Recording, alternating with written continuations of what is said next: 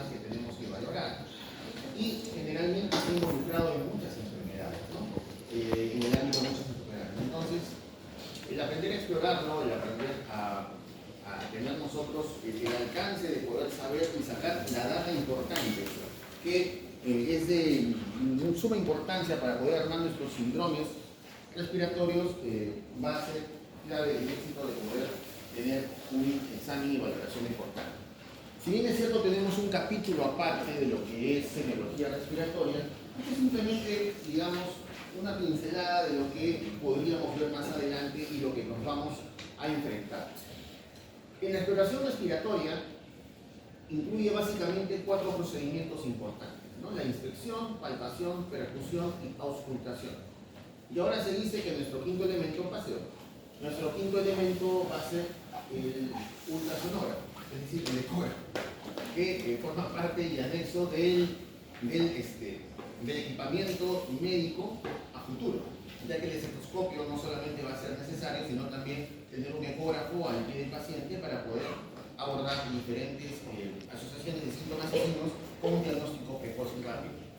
Pero, saliendo de eso, llegando a lo que es las 4 principales características de los procedimientos de evaluar, vemos que a nivel del tiempo han evolucionado bastante. Sin embargo,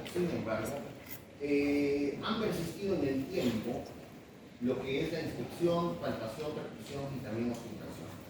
Por más de que leamos nosotros literatura nueva, van a haber cambios de repente en terminología o cambios en lo que es, por ejemplo, ayuda diagnóstica. Sin embargo, estas 4 principales herramientas de la valoración neumológica y también la valoración de otros órganos y sistemas, vamos a ver que perduran en el tiempo. Pasan todos. Siguiente, por favor. La inspección, ¿qué significa? ¿No? La primera impresión que tenemos con el paciente, la primera mirada.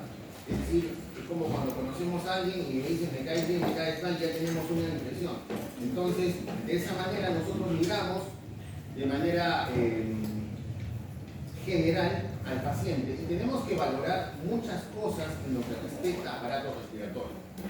Tenemos que valorar, por ejemplo, la forma, movimiento, simetría del tórax, ver cómo el paciente respira, qué tipo de respiración tiene, tórax abdominal, abdominotorácica, ver el patrón respiratorio, cómo está la frecuencia respiratoria en cuestión de profundidad, en cuestión de frecuencia, si es una respiración rápida, superficial, por ejemplo, puede estar asociado a un pulmón rígido como el fibrosis pulmonar.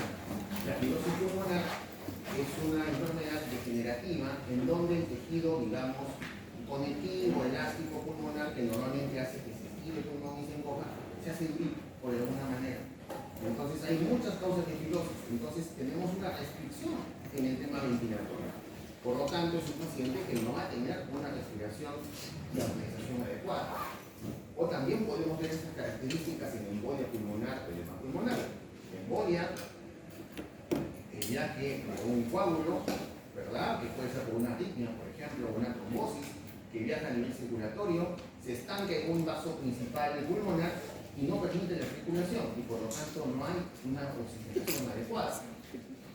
Edema agudo pulmonar, generalmente causado por sobrecarga de fluidos, ya sea insuficiencia cardíaca, enfermedad renal crónica, paciente desnutrido, en anasarca, encharcado, lleno de fluidos, en el cual el paciente tiene dificultad respiratoria por aumento de líquido en el intersticio. Por el contrario, podemos ver el aspecto contrario de lo que es una respiración lenta, en una respiración alargada típica de lesiones obstructivas de vía aérea. Ejemplo, un paciente con asma o un paciente con enfermedad pulmonar obstructiva crónica, como EPOC.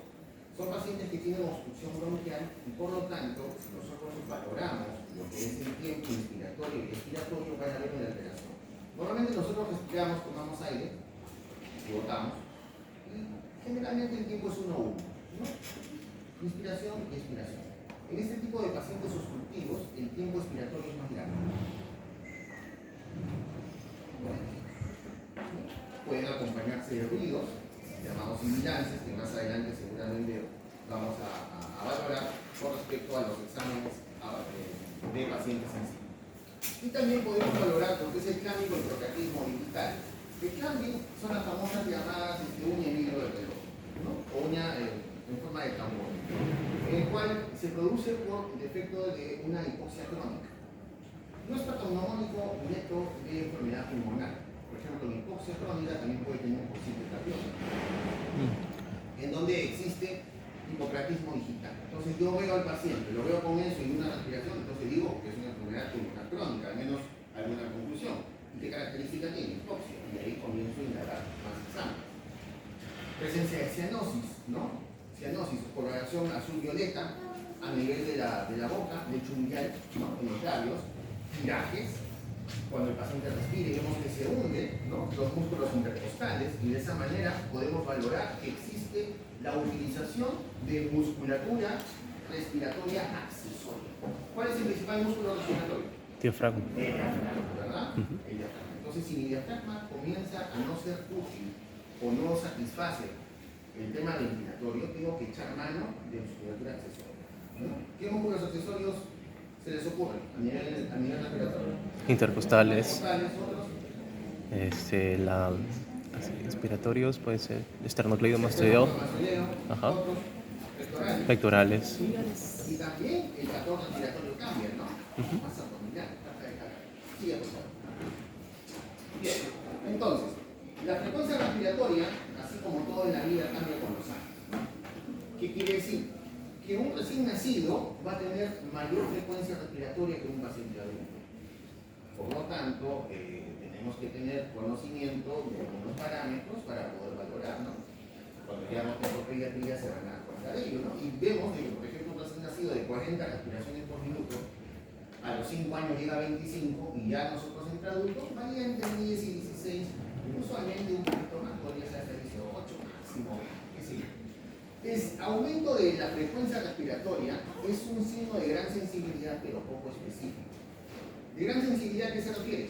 De que si yo tengo un paciente con frecuencia respiratoria elevada, ojo el piojo, cuidado, puede tener un proceso respiratorio, un problema ventilatorio, pero poco específico. ¿Por qué? Porque existen muchas causas en diferentes órganos que podrían causar ello.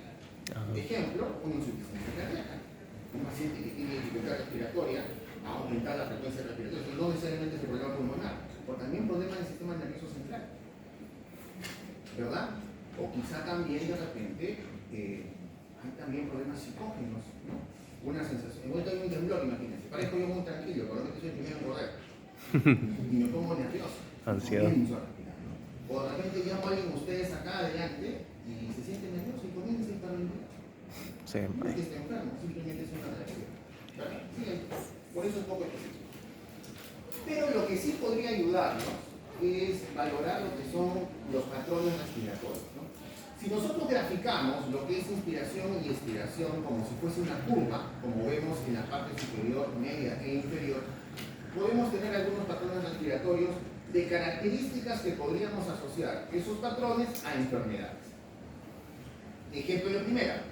Vemos la característica del patrón respiratorio llamado Echenne-Strauss, en el cual significa que existe una serie de respiraciones crecientes y luego decrecientes, seguido de un periodo de apnea, que es la línea recta, debido a un aumento de CO2, y comienza ese aumento de CO2 ser un estímulo para poder volver a respirar. Este patrón de Echenne-Strauss, ¿dónde se encuentra? En insuficiencia cardíaca congestiva o en trastornos neurológicos, ¿no? Entonces, viendo al paciente en inspección, veo, de repente me puedo ayudar haciendo una gráfica, evalúo, veo mi reloj, ese apnea, y podría coincidir con ella.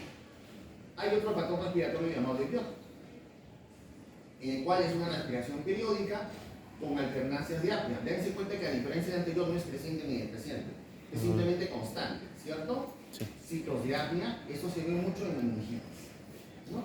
Inflamación de la meningitis.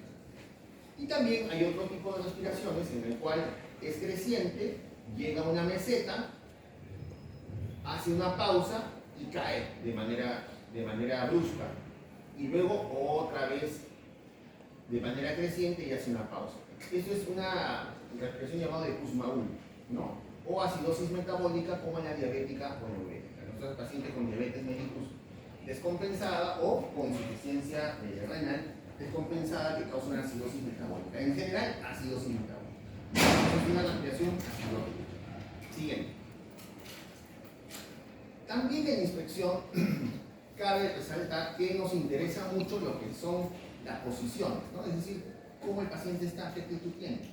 De repente está muy sentado, muy lateralizado, quizás sea una posición antálgica. ¿Qué es una posición antálgica? Una posición que el paciente busca con la intención de buscar máximo confort, de repente respiratorio o menos dolor. La fase del paciente, ¿cómo veo? ¿Qué me parece? ¿Cierto?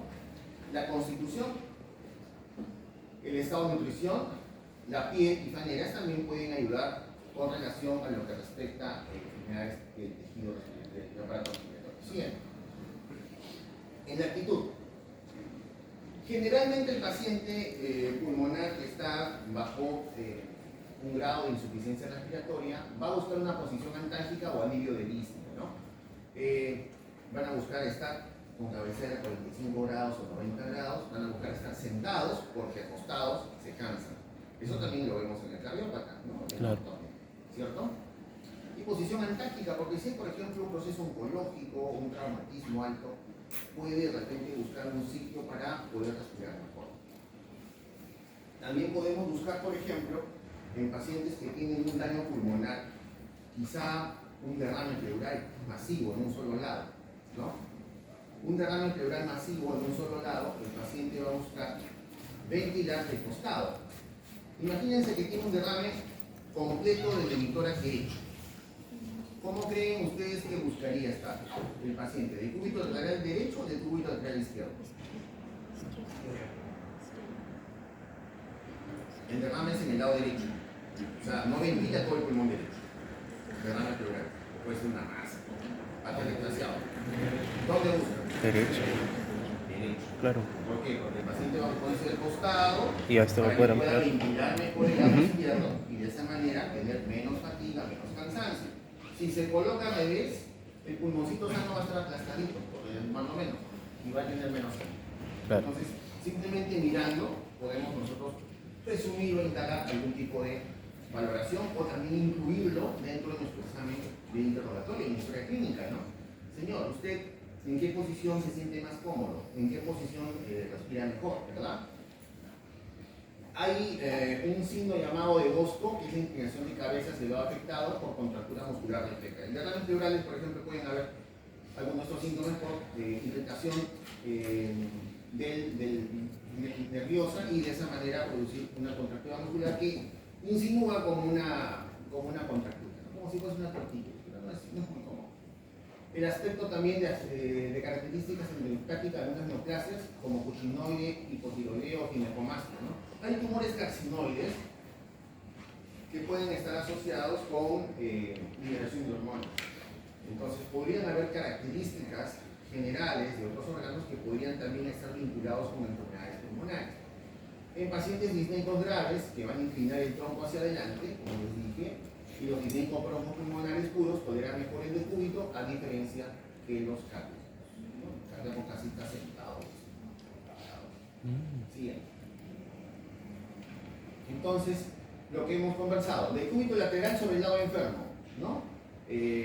Una supuración pulmonar, por ejemplo, un derrame pleural masivo, emfiemas, bronquiectasias, un proceso de una neuralgia intercostal, pleuritis seca, neumotórax o neumonía, ¿no?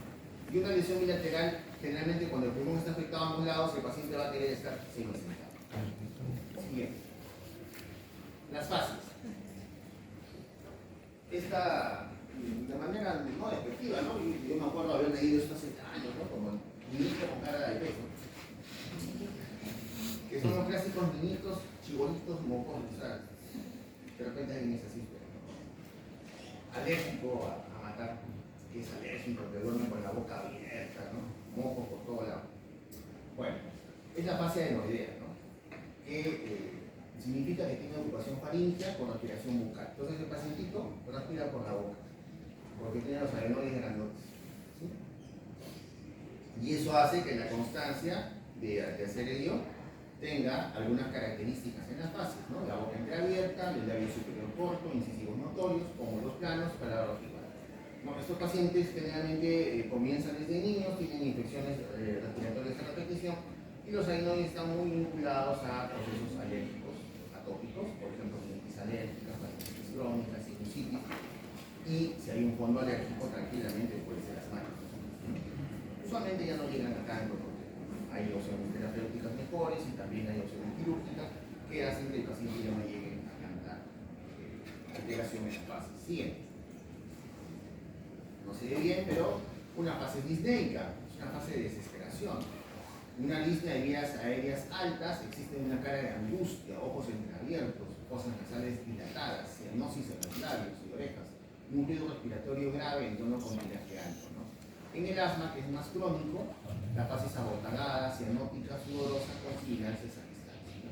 En un asma severo vamos a escuchar las sibilancias incluso a distancia.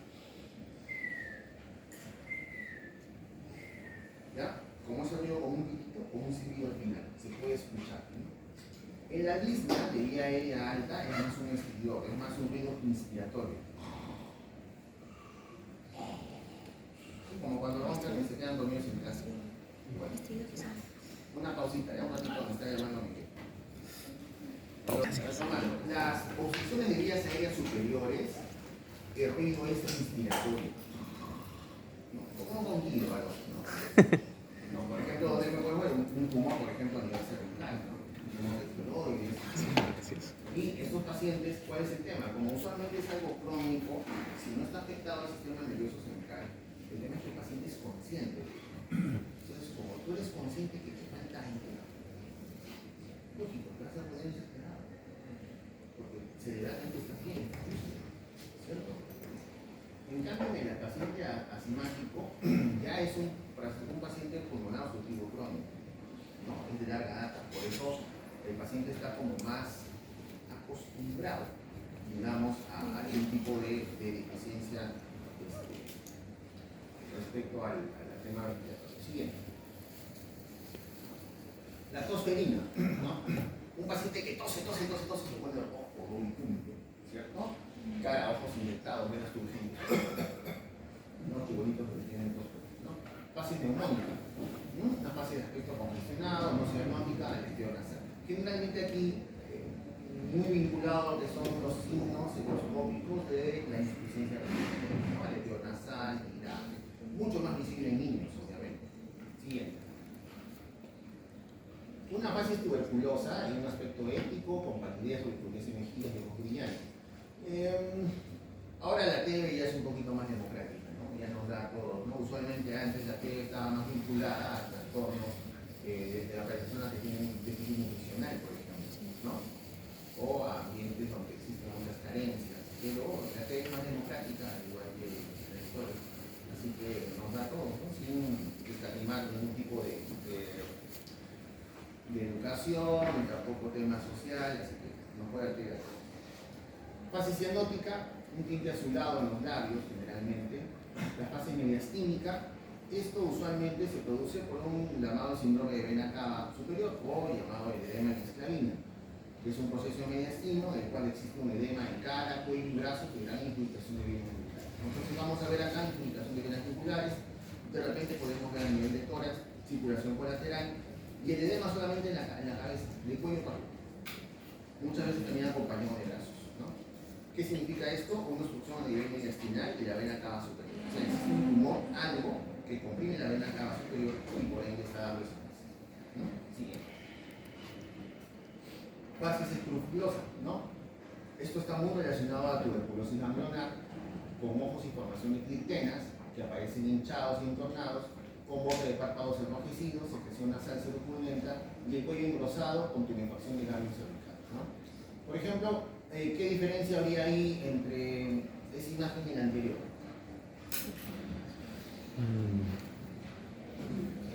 El edema, ¿no? Hay edema en cara. Lo que se ve en las fases escrupulosas, pase doctor, es tumor. Son tumoraciones, tú puedes palpar eso. Y lo otro se ve, es acúmulo de fluido. Ahí se ve tumor, tú puedes palpar tumor, ¿no? Y si tratas mucho cuidado porque se revienta el cuerpo y se ve. Uy, qué miedo. Bueno, pacientes con TB, individuos electrosónicos, afénicos, no generales en tuberculosis, bueno. En neumoconiosis, generalmente ambiente pícnico, y también un poquito discriminativo, porque como la neumoconiosis son pacientes mineros, y usualmente los mineros son más pequeñitos que cada sotavón, se suele asociar a eso, ¿no? Y son pacientes sí que van a tener procesos pulmonares crónicos, hay neumoconiosis que es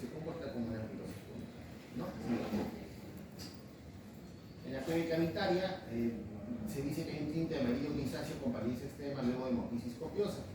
Esto es porque en la TV cavitaria está asociada a hemoptisis, ¿no? Y hemoptisis recurrente puede ser amenizante. Entonces tenemos una combinación de una fase TV con un paciente con anemia. Las tuberculitis, bueno, son lesiones a nivel cutáneo con una reacción de hipersensibilidad retardada al ácido tuberculoso de localización extracutánea no simplemente activo, ¿no? Entonces en esa fase de TV podemos de repente ver la piel y en algunos casos tener también lesiones cutáneas, ¿no? No necesariamente es tuberculosis cutánea, sino que es una reacción, digamos, aquí en el anticuerpo de mi organismo frente a antígenos tuberculosos que generan lesiones. En otros casos sí podría ser una TV cutánea, pero se descarta con una biopsia a nivel de piel. Y además el tratamiento de la TV es para todo, sea la TV donde esté, va a mejorar también con el hecho de tratamiento. Sí. El eritema nodoso son como signos de inflamación a nivel tibial y también en otras partes, también en miembros superiores, que pueden desaparecer al cabo de unas 3 semanas y se tornan de color rojo violeta y luego amarillo, ¿no? Puede ir con artralgias y fiebres, más común en tuberculosis, amigdalitis, hepatitis C, ¿no? Puede acompañar esto a ese contexto de enfermedades, ¿no? Siguiente. Bueno, insuficiencia respiratoria crónica generalmente es un paciente con daño también cutáneo, una dermis reducida y la piel transparente, ¿no? Estos pacientes son los que tienen EPOC, ¿no? Los pacientes con enfermedad pulmonar obstructiva crónica, la pielcita bien delgadita, como si fuese un papelito, un papel de cebolla. En la embolia de gases de pulmón, casi siempre la fractura de huesos largos, se acompaña de confusión, ansiedad, coma, dificultad respiratoria y gas petequiano a nivel de axila. ¿Qué es esto? Por ejemplo, un paciente politraumatizado, ¿no? Tiene un accidente de tránsito o una fractura a nivel de hueso largo, en este caso húmedo, que se produce una embolia de gases. Entonces, esta embolia de gases es el viaje de estas partículas a nivel de la circulación y se produce una embolia, es decir, un stop, ¿no? A nivel circulatorio y por lo tanto hay disnea, fatiga, cansancio súbito consecuente a una fractura en otro lugar, ¿no? Siguiente. Lo que habíamos conversado, lo que habíamos conversado a nivel del microclasismo digital, los dedos en palillo de tambor, existe una inturbación longitudinal y transversal, ¿no? Si bien, por ejemplo, desde el punto de vista tangencial, ¿no? El ángulo, ¿no? Un ángulo normal es de 160 grados, pero estos pacientes con hipoxia crónica tienen un ángulo de hasta de 180, ¿no? Por eso se dice uña en vidrio de reloj o palillo de tambor. Suele ser bilateral, simétrica, en alcance pulmonar, aneurisma callado aórtico y otros, generalmente vinculado a lo que respecta a hipoxia crónica. O sea, cualquier paciente que tenga un déficit de oxígeno durante mucho tiempo comienza a generar, ¿no? Siguiente. Bueno, y la manera de evaluarlo es, como se dice, ¿no? Tratando de medir el ángulo, ¿no? De esa manera se pone el dedo y tratar de ver si es que, cómo está conformada la uña, ¿no? El ojo bilateral, ¿no? Porque hay pacientes que tienen onicomicosis, que tienen un incremento en la uña mucho más gruesa y eso es diferente. Sí. Topografía torácica es importante para poder ubicarnos, no es como nuestro Waze, ¿no? Para poder ubicarnos los Google Maps a nivel del tórax. Tenemos que tratar de hablar con propiedad, ¿no? Existen líneas longitudinales y verticales que nos van a permitir poder ubicar lesiones, ¿no? O características que podamos observar, ¿no? Ejemplo, la línea axilar anterior, la línea medio clavicular, la línea medio esternal, la tercera línea costal, la sexta línea costal. A nivel del área supraclavicular, es decir, por encima de la clavícula, infraclavicular, el área mamaria y a nivel hipocondrio, ya sea de derecho o izquierdo, ¿no? Son en general las regiones y las que van a estar delimitadas para poder nosotros ubicarnos a nivel de todo. Siguiente. Asimismo, Asimismo, a nivel posterior, también existen regiones, como vemos en la figura B, en la figura de abajo, en la figura B, ¿no? La línea escapular, la zona escapular, interescapular, que está entre la escápula y la columna, infraescapular, ¿verdad? Axilar posterior, a ambos lados, escapuloespinal y vertebral, que es la línea media, ¿no? Básicamente las zonas que tenemos que considerar. Siguiente. Y bueno, puntos de referencia que son básicamente anatómicos, siguiente, que eso ya lo saben, ¿no? Un poquito en lo que respecta a las principales opciones de valoración de los pacientes, ¿no? La palpación, ¿no? El objetivo principal de la palpación del tórax, ¿cuál va a ser? Percibir las vibraciones vocales, ¿no? Que nosotros percibamos, ¿no? Ponemos la mano y podemos sentir el pasaje, ¿no? Pasa también con el corazón, nos ponemos en el corazón y sentimos como late, ¿verdad? Entonces, de esa manera nosotros podemos, en algún grado, tratar de valorar más adelante lo que es la agrupación de síntomas y signos a nivel de aparato respiratorio. ¿Cuándo pueden estar aumentadas? Es decir, cuando percibimos mayor pasaje de aire, cuando el parénquima está consolidado. ¿Qué significa consolidación? La consolidación se refiere a la acumulación a nivel del alveolo de líquido o fluido sucoso, de cualquier cosa. El alveolo es hueco, el alveolo es aire. Pero, por ejemplo, en una neumonía, ese aire está reemplazado por líquido inflamatorio, infeccioso. Y esto va a servir como si fuese una caja de gasolina. Entonces, de esta manera, podemos, al momento de palpar al paciente, quizá, si está lógico, pegado al nivel de la pleura, sentir un incremento de las vibraciones vocales y, por ende, presumir que las vibraciones vocales están aumentadas, ¿no? En alguna zona. En cambio, ¿cuándo está disminuido? Cuando el fluido vesicular, es decir, el pasaje de aire está disminuido. ¿En qué circunstancias? No obstrucción. Ejemplo, hablábamos de paciente asmático, un asma severo. Casi no vamos a sentir qué pasa, ¿no? O el parénquima atrofiado, o si hay una masa, ¿no? En el líquido. No si hay derrame pleural, hay líquido en derrame pleural, no pasa.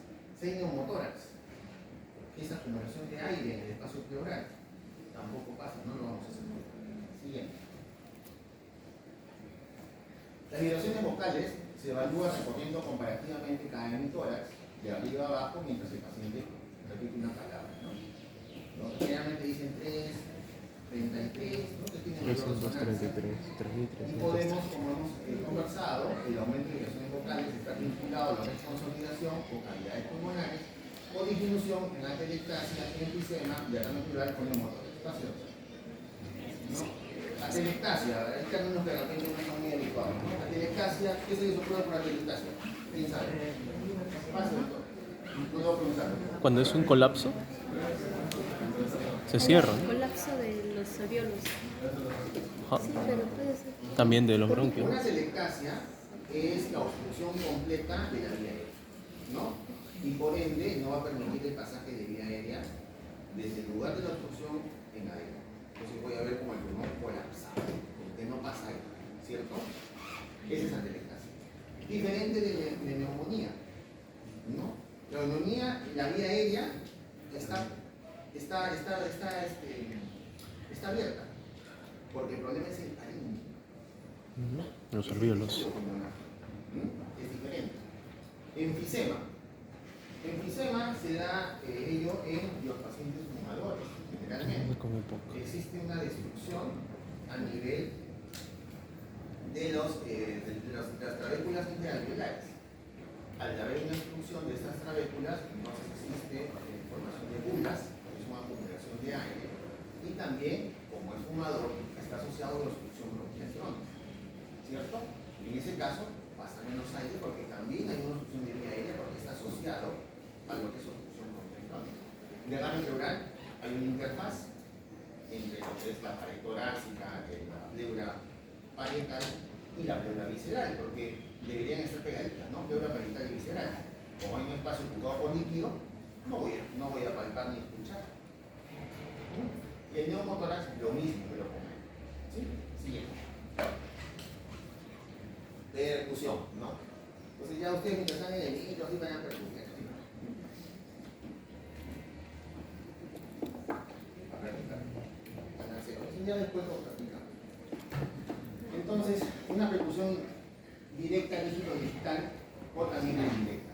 La idea es evitar zonas óseas, obviamente, evitar zonas óseas, y comparativo, derecho, izquierdo, izquierdo, derecho. Siguiente. Esta percusión, esto se va a ahondar más en el capítulo respiratorio, ¿no? Si no tienen necesidad, dicen poner algunas cosas más aquí. Esto va, al momento de percutir, nos va a dar 4 sonidos principales, ¿no?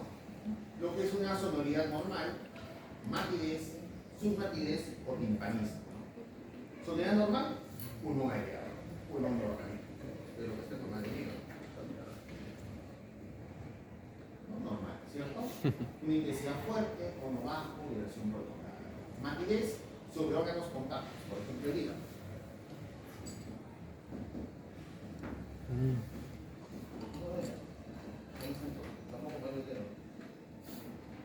¿No?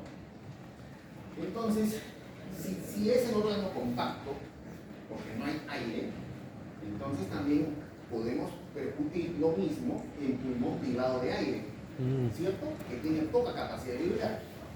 Es un tono seco, apagado, de corta duración, baja intensidad. Por ejemplo, en un cáncer, en un tumor pulmonar que está cerca de lugar, podemos también matidez en una telestasia. No hay aire, ¿cierto?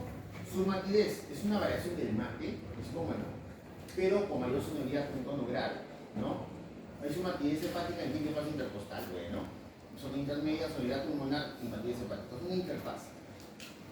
Y timpanismo, por ejemplo, en el abdomen. Ahí. No tengo.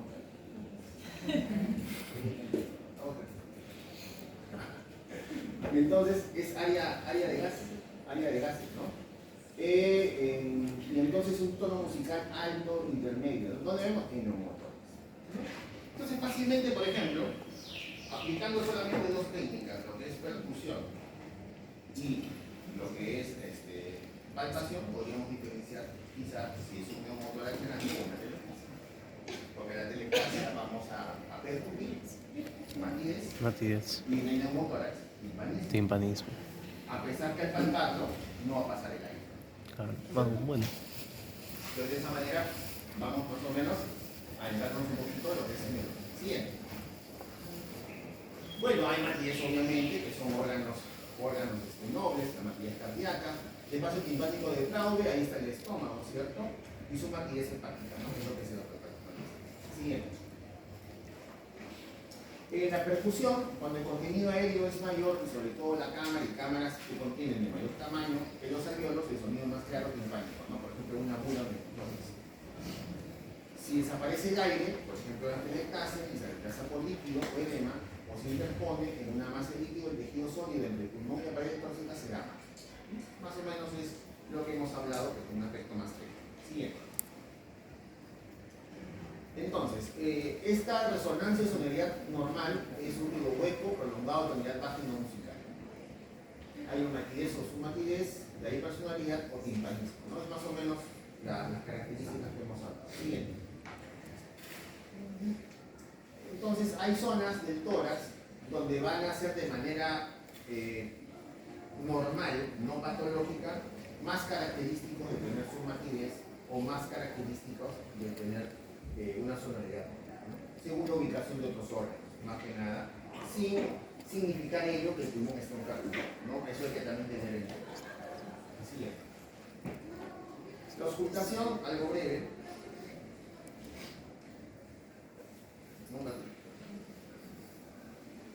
Vamos a auscultar al paciente sentado, desnudo se refiere con el tórax, ¿no? Descubierto, ¿no? Brazos colgados, relajados, manos sobre las rodillas. Auscultar la cara anterior, posterior y laterales también. Las caras laterales, poner las manos sobre el lado contrario de la cara y empezar por vértices descendiendo hacia las bases, ¿no? De forma simétrica, ¿no? De arriba a abajo, comparativo. ¿No? Comparativo, tanto posterior, lateral y de manera anterior. Siguiente. Entonces hay algunas características a nivel respiratorio que vamos a poder determinar, ¿no? Una respiración broncovascular por encima de las clavículas. Vamos a escuchar básicamente como una turbulencia, pero ese ruido, ¿no? El murmullo vesicular va a ser en las zonas de repente pectorales, donde vamos a escuchar el motivo vesicular, no tan a la izquierda porque ahí va a estar más el corazón. Un soplo larinotraqueal al nivel de la espalda de atrás, una especie muy similar al anterior. Un motivo vesicular siempre al costado de la escápula, ¿no? Entre la columna y la escápula. Entonces tengo que ocultar esta zona de acá, abajo, esta zona de acá abajo, sabiendo que la escápula está ahí, lógicamente la columna en medio. No voy a ocultar la columna. ¿Se ha visto? Hasta mucho caso. Bien. Otra más foto. Bueno, y existen clasificaciones según los ruidos, pero me parece que esto ya es más del capítulo netamente respiratorio, ¿no? Porque es mucha información de las características de los ruidos a nivel respiratorio, cuáles son medidas aéreas superiores, bajas, a nivel de parénquima pulmonar, los ruidos pleurales, ¿no? Entonces, más o menos para ver una pincelada que la ocultación también nos ayuda, y es una herramienta importante, que se suma a las anteriores para poder diferenciar nuestros síndromes y síntomas, ¿no? Que es lo que vamos a valorar después en el capítulo tercer respiratorio. Siguiente. Ok, ahí nos quedamos.